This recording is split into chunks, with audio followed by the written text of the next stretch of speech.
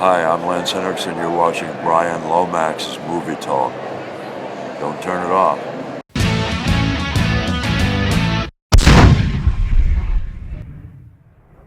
Batman Year One is a film adaptation of the seminal work by Frank Miller and David Mazzucchelli from the 1980s comic books. The film is directed by Sam Liu and Lauren Montgomery, who have worked on previous films in the DC animated universe, most notably for me, Wonder Woman, which was directed by Montgomery. This film in particular is actually one of my favourite in the DC animated universe. A lot of people have given a lot of credit to The Dark Knight Returns, the adaptation of another Frank Miller comic book, but for me personally, I rate this one much higher. This is solely down to the strength of the story, and this film is incredibly faithful to that story, right down to the animation, which is done in the style of Mazzucchelli's original artwork. The voice cast, for the most part, are really solid. Bryan Cranston in particular as Gordon, but a lot of the side characters as well. Elijah Dushku surprised me as Selina Kyle, aka Catwoman. I've never really rated her too highly as an actress. I don't think she's a bad actress, but she's not really on my radar. But I think she does a good job in the voice acting on this film. The one sour point for me in the voice cast is Ben Mckenzie. Now, I think this is probably due to the fact that I've been spoiled over many years of listening to Kevin Conroy doing the voice of Batman. He's pretty much untouchable when it comes to doing voice work for this character, and Ben Mckenzie, quite frankly, just does not come close. The only downside that I would add to that is that the pacing of this film sometimes feels a little bit rushed. Now, they have kept a lot of the voiceover from the original story. In the comic book story, we get a lot of panels where we hear the inner thoughts, the inner monologues of characters.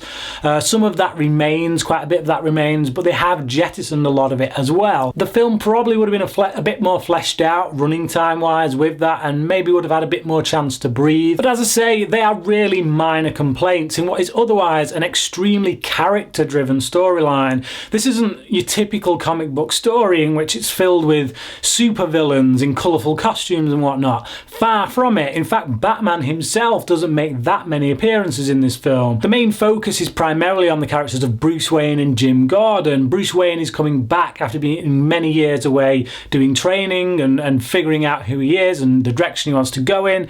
He's now back and he's trying to decide on the mantle he's going to take up.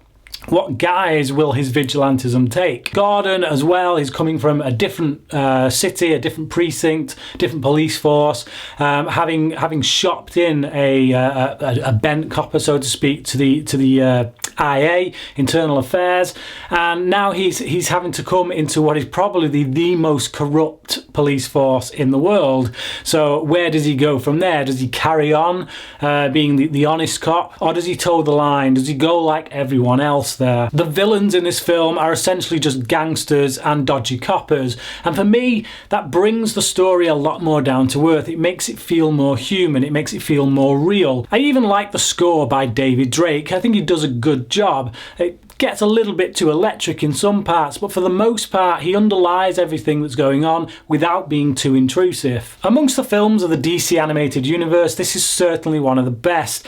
As I already mentioned, I would put Wonder Woman into that category as well, but it does take a lot for any of these animated movies to touch the greatness of, say, Batman Mask of the Phantasm. It's still the standout amongst Batman animated movies, but this comes a very close second. I give Batman Year One a 9 out of 10, but I want to know what you think. So tell me, where would you rank this amongst other movies of the DC animated universe, and do you think this comes close to the greatness of the original source material, or do you think the original source material is overrated? Comment below and let me know, and until next time, thanks for watching.